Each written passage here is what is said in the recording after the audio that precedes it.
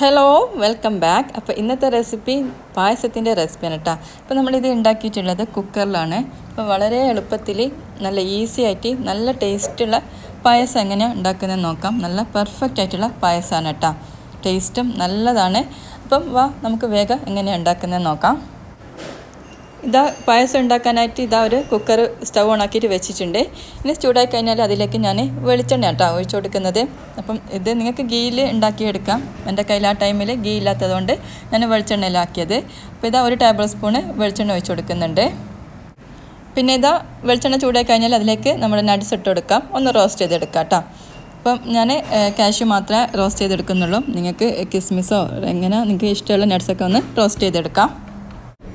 ഇനി അതിലേക്ക് സേമിയ ഇട്ട് കൊടുക്കുന്നുണ്ട്. അപ്പോൾ റോസ്റ്റ് ചെയ്ത സേമിയ തന്നെയാണ് വാങ്ങിയത്. എന്നാലും നമുക്ക് ഒന്ന് റോസ്റ്റ് ചെയ്തെടുക്കാം. നിങ്ങൾക്ക് വേണമെങ്കിൽ നട്ട്സ് കുക്കറിൽ നിന്ന് മാറ്റി വെക്കാം കേട്ടോ. അപ്പം ഞാൻ സേമിയവും നട്ട്സെല്ലാം സെയിം കുക്കറിൽ തന്നെ ഇട്ടിട്ടാണ് വറുത്തെടുക്കുന്നത്. വറുത്ത സേമിയ ആയതുകൊണ്ട് തന്നെ ഞാൻ ഒന്ന് ജസ്റ്റ് ഒന്ന് ചൂടാക്കിയിട്ടെടുക്കാൻ മാത്രമേ ചെയ്യുന്നുള്ളൂ. ഇനി അതിലേക്ക് നമുക്ക് പാലൊഴിച്ച് കൊടുക്കാം. ഞാനിവിടെ ഒരു 75 ഗ്രാമോളാണ് കേട്ടോ സേമിയ എടുത്തിട്ടുള്ളത്. ആ ഒരു ചെറിയൊരു കപ്പിൽ സേമിയ എടുത്തിട്ടുണ്ട്. ഏകദേശം അത് 75 ഗ്രാമിന് എടുത്തിട്ടുണ്ട്. ഇനി അതിലേക്ക് നമുക്ക് പാൽ ഒഴിച്ച് കൊടുക്കുന്നുണ്ട്. ഞാനിവിടെ 750 ml ഫുൾ ഫാറ്റ് പാലാണ് ഒഴിച്ച് കൊടുക്കുന്നത്. ഇതെല്ലാം ഒന്ന് നന്നായിട്ടൊന്ന് മിക്സ് ആക്കി കൊടുക്കാം. പിന്നെ ഇത് ഫുൾ ഫാറ്റ് പാലായതുകൊണ്ട് തന്നെ ഞാൻ ഇതിലേക്ക് കുറച്ച് വെള്ളം ഒഴിച്ച് കൊടുക്കുന്നുണ്ട് കേട്ടോ. എനിക്ക് അധികം കട്ടിയായിട്ടുള്ള ആ പാലിൻ്റെ ടേസ്റ്റ് ഇഷ്ടമില്ലാത്തതുകൊണ്ട് കുറച്ച് വെള്ളം ഒഴിച്ച് കൊടുക്കുന്നുണ്ട്. ഒരു 100 ml അടുത്ത് വെള്ളം എടുത്തിട്ടുണ്ട്. നമ്മൾ നോർമൽ വാട്ടറാണ് ഒഴിച്ച് കൊടുക്കുന്നത്. ഇനി മധുരത്തിന് ആവശ്യമായിട്ടുള്ള പഞ്ചസാര ഇട്ട് കൊടുക്കാം. ഇനി പായസത്തിലേക്ക് കണ്ടൻസ്ഡ് മിൽക്ക് ഇട്ട് കൊടുക്കുന്നുണ്ട്. അപ്പോൾ ഞാനിതിവിടെ ഉണ്ടാക്കിയിട്ടുള്ള കണ്ടൻസ്ഡ് മിൽക്കാണ് കേട്ടോ. 1 ടേബിൾ സ്പൂണോളം ഇട്ട് കൊടുക്കുന്നുണ്ട്. പായസത്തിൽ മധുരം ഒന്ന് ബാലൻസ് ചെയ്യാൻ വേണ്ടിയിട്ട് 2 നുള്ള് ഉപ്പും കൂടി ഇട്ട് കൊടുക്കുന്നുണ്ട്. ഇനി അതിലേക്ക് ലാസ്റ്റായിട്ട് കുറച്ച് വറുക്കാത്ത സേമിയ ഇട്ട് കൊടുക്കുന്നുണ്ട് കേട്ടോ.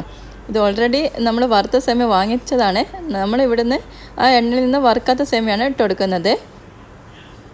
ഇനി കുക്കർ അടച്ച് വെച്ചിട്ട് നമുക്ക് വിസിൽ വരാൻ വേണ്ടിയിട്ട് വെയിറ്റ് ചെയ്യാം. എനിക്കിവിടെ ഒറ്റൊരു വിസിൽ വന്നാൽ മതി.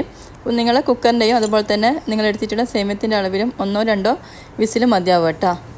ഞാൻ എടുത്തിട്ടുള്ള സേമിയം വളരെ നേരിയതാണ്. അതുപോലെ തന്നെ കുക്കർ പെട്ടെന്ന് തന്നെ വെന്ത് കിട്ടുന്ന ഒരു കുക്കറാണ് കേട്ടോ. അപ്പം കുക്കിംഗ് ടൈം വളരെ കുറവാണ്. അതുകൊണ്ട് തന്നെ ഒറ്റൊരു വിസിൽ വന്നാൽ മതി. വിസിൽ വന്നതിന് ശേഷം ഞാൻ സ്റ്റൗ ഓഫാക്കിയിട്ടുണ്ട്. ഇനി കുക്കറിൻ്റെ പ്രഷർ കംപ്ലീറ്റ് പോയതിന് ശേഷം നമുക്ക് ഓപ്പൺ ചെയ്ത് നോക്കാം. കുക്കർ ഓപ്പൺ ചെയ്ത് നോക്കുമ്പോൾ നമ്മുടെ പായസം ഈ രീതിയിലായിരുന്നു ഉണ്ടായിരുന്നത്. അപ്പോൾ കണ്ടപ്പോൾ ഞങ്ങൾക്കൊന്ന് ചെറിയൊരു മിസ്റ്റേക്ക് പറ്റിയെന്നുള്ളതുണ്ട്. പക്ഷെങ്കിൽ നമ്മളൊന്ന് പായസം ഒന്ന് ഇങ്ങനെ ഇളക്കി നോക്കിയപ്പം നല്ല ഷേക്ക് ചെയ്ത് നോക്കിയപ്പം നല്ല പെർഫെക്റ്റ് ആയിട്ടുള്ള പായസം തന്നെ കിട്ടിയിട്ടുണ്ട്. നല്ല പെർഫെക്റ്റ് ആയിട്ട് നല്ല ടേസ്റ്റ് ഉണ്ട് കേട്ടോ. ഇത്രയും ടേസ്റ്റ് ഉണ്ടാവുമെന്ന് വിചാരിച്ചിട്ടില്ല. നല്ല പാലിൻ്റെയും ആ സേമിയത്തിൻ്റെ ഒക്കെ. പിന്നെ ആ വിസിൽ വരുമ്പം നല്ലൊരു പായസത്തിൻ്റെ സ്മെല്ലും ഉണ്ടാവും. എല്ലാം കൂടി നല്ല അടിപൊളിയായിരുന്നു. സാധാരണയായിട്ട് പായസം എല്ലാം ഉണ്ടാക്കുമ്പോൾ പാലെല്ലാം കുറുക്കി കുറേ ടൈം എടുക്കില്ല. ഇത് വളരെ പെട്ടെന്ന് തന്നെ കഴിയും. അതുപോലെ തന്നെ നല്ല ടേസ്റ്റാണ്. എന്തായാലും ഒന്ന് ട്രൈ ചെയ്ത് നോക്കണം. പായസത്തിൻ്റെ ലൂസെല്ലാം നല്ല പെർഫെക്റ്റ് ആയിരുന്നു. നല്ല രീതിയിൽ വന്നിട്ടുണ്ട് കേട്ടോ. എനിക്ക് ഈ ഒരു രീതി വളരെ ഇഷ്ടമായി. എന്തായാലും ഒന്ന് ട്രൈ ചെയ്ത് നോക്കിയിട്ട് ഫീഡ്ബാക്ക് കമൻറ്റ് ബോക്സിൽ അറിയിക്കുക. നിങ്ങൾക്ക് എൻ്റെ വീഡിയോ ഇഷ്ടമായിട്ടുണ്ടെങ്കിൽ ഒന്ന് മറ്റുള്ളവരിലേക്ക് ഷെയർ ചെയ്ത് കൊടുക്കുക. കൂടുതൽ വീഡിയോസ് കാണാനായിട്ട് ഒന്ന് സബ്സ്ക്രൈബ് ചെയ്യുക. അപ്പോൾ ഇൻഷാ അല്ലാഹ് മറ്റൊരു വീഡിയോ ആയിട്ട് കാണാം. അസ്സലാമു അലൈക്കും.